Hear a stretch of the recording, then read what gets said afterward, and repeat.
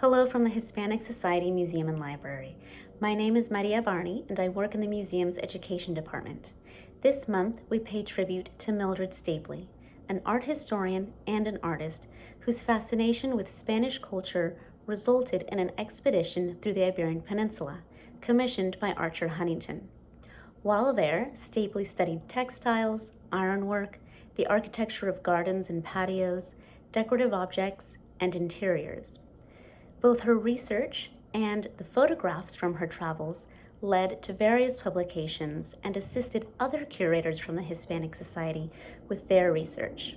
We hope you enjoy this short video about Stapley's important contribution to the study of Spanish art and culture. Thank you. Born in New York, Mildred Stapley saw herself first as a portrait artist and second as a historian. Little is known of her formal education aside from her training in the fine arts and her study of painting in Paris. She traveled extensively throughout various continents, and as an adolescent, she joined a scientific expedition alongside her mother and traveled through much of Africa. She went as an artist and created copies of cave paintings from the Bushman Caves situated in the Maloti Drakensberg Mountains along South Africa's border with the mountain kingdom of Lesotho. While this experience helped her improve her technique, her drawings also serve as documents illustrating the scientist's expeditions. Her love of art would soon lead to a fascination with Spanish art and culture, as is evident by these items from her home. But the question we should ask ourselves is when and what sparked this. During an interview, Stapley herself recalled the precise moment.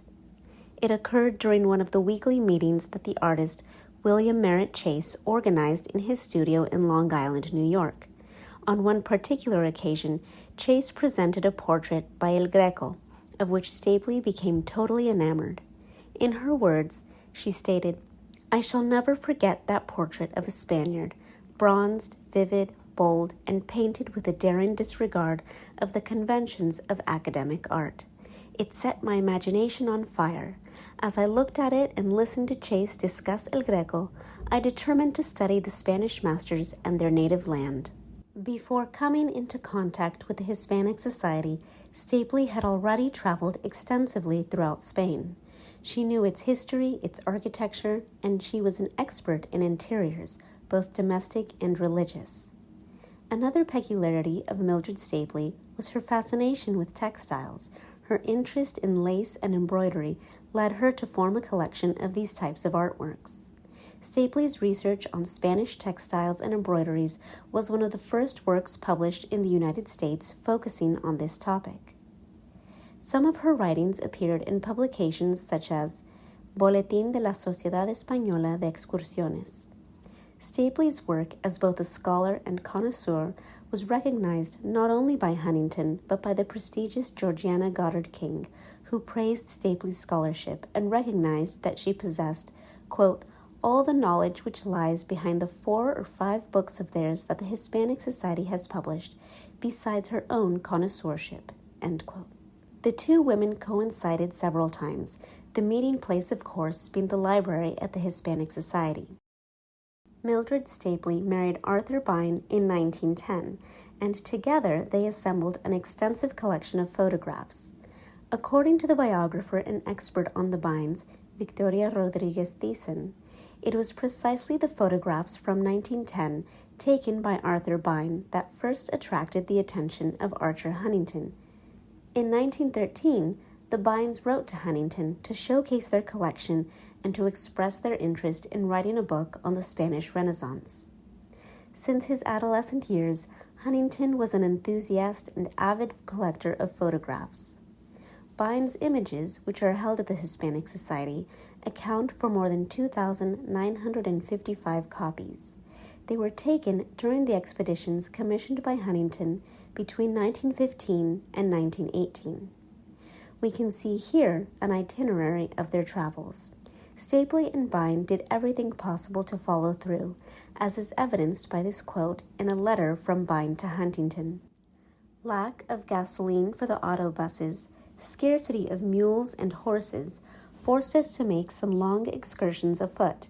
On one occasion, 36 kilometers, and at other times 20 or 25, and always loaded down with photographic and drawing material.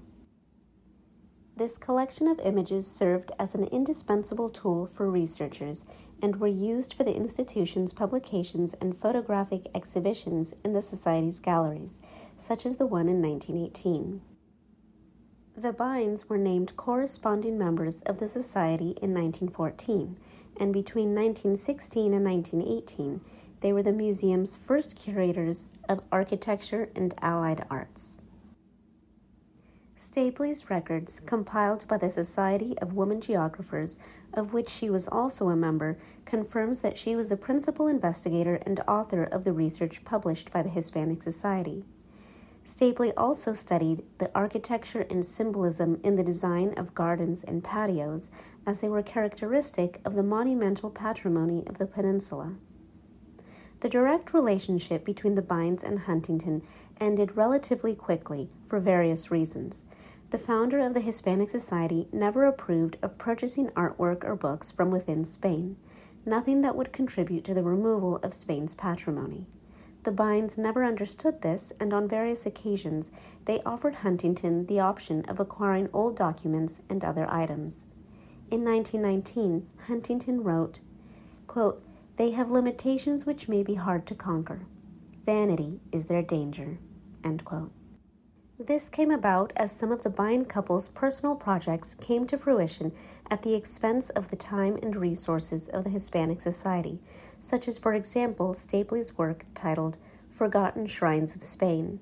This was based on the personal research conducted by Stapley and completed while she was under contract with the Hispanic Society.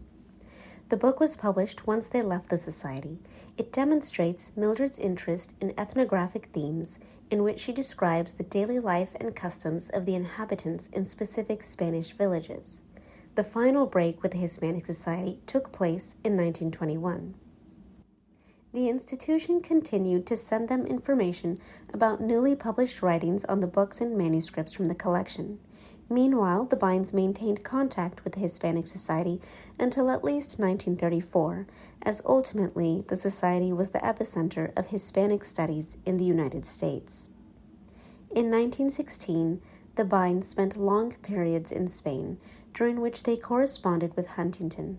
They became members of the Sociedad Española de Amigos del Arte, and their friendships included notable collectors and experts in art that possessed impressive collections about which Stapley published some of her studies. Still, the Bynes have been the object of much criticism for both their contribution to the removal of cultural patrimony from the peninsula and for their avarice as collectors and art dealers, even though some of their clients included figures from some of the most important museums in the United States. Oddly enough, however, it is interesting to note that while the Bynes are seen as guilty of contributing to the plundering of goods, they were at the same time, in a sense, able to salvage some of these objects, especially in the case of decorative objects and monuments from a future that was uncertain and at the brink of being forgotten. Stapley's trips throughout the peninsula and her interest in visiting remote areas, even at a time when travel conditions were less than desirable, gave her the opportunity to study and photograph religious and civil monuments,